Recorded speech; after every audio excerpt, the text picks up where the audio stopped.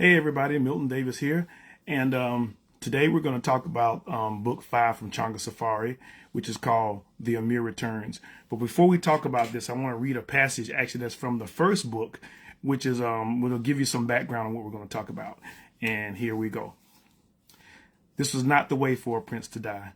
Amir Zakee bin Bashir teetered at the edge of the cliff, his bloody fingers clinging to the hilt of a rusted scimitar as he clutched a precious bundle under his arm. His muscles had given up long ago. Only hate and anger kept him on his bare feet. His black hair was matted to his forehead by sweat and blood, dungeon filth smeared on his young face and ragged clothes. Behind him, the wind hissed through the leaves of the forest canopy, carrying the urgent voices of his pursuers to his ears. Below him, colorful birds darted through the branches, oblivious to his plight. 3 days of flight and pursuit had finally ended. There was no way out. That is the introduction to Changa Safari, and it starts with Prince Zakee.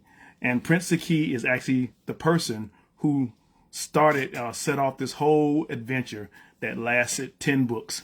And so tonight we're going to talk about actually the second story in the second book, which is The Amir Returns. Prince Zakee came across Changa and them and with the Jade Obelisk. In the beginning, he was like a gilded hostage, but eventually he became part of the crew.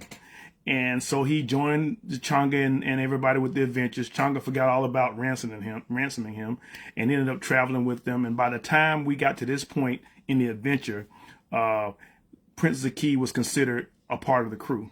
So while they were in the last book and they were in India, Prince Zakee came across someone from his homeland of Yemen, and who was surprised to see him because everyone thought he was dead.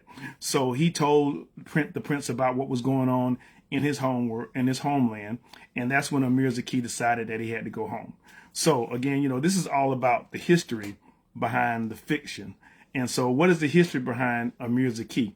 Where Zakee is from the land of Yemen.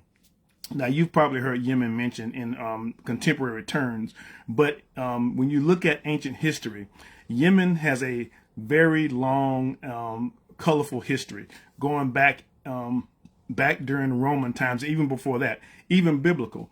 There's one thing that there are two things from the area of Yemen that you probably are familiar with, and actually goes with this season, and those two things are frankincense and myrrh. Actually, that was one of the areas where these spices came from, these fragrances came from, and that's one of the things that made it very important. The other thing about Yemen, and I'm going to show this to you on our famously backward maps, is that if you can see, Yemen is located right on this little crutch area at the pinch point of the Red Sea, the Gulf of Aden, and the Indian Ocean. So in ancient times, places that were like located in areas like that were very strategic, and they were interested in those trade routes because anybody coming down from the Red Sea had to pass through this point. So people would set cities up in places like this, sometimes to charge a toll or just to control the flow of the area. And those areas usually became very powerful areas. The other thing about Yemen is that Yemen was very fortunate where it was to be a very fertile place. So there were a lot of people living there because of the fact that there was this being the Arabian Peninsula and being mostly desert, this was one of the places that was more temperate and had vegetation. For a long time, the Sabaean culture was the one that controlled that area. And for a long time, they controlled the spice route. They were a city that was basically channeling spices and different things, and actually stuff from East Africa into North Africa and the rest of the world. And they had a monopoly on it until the Romans went around them and they were able to find out these areas where they were getting everything up. So that trade kind of died down. But when we're dealing with Changa's time, this is like in the 15th century. And by this time, this area had become Islamicized, and that was what was going on there. And so that was the situation when Prince Zakee started the adventures of Changa Safari. And I had this really cool picture here of one of the palaces that you would see in Yemen. I mean, this is like palaces it's a very mountainous region. So a lot of the palaces and royal places were built into the rocks and into the mountains, that kind of way.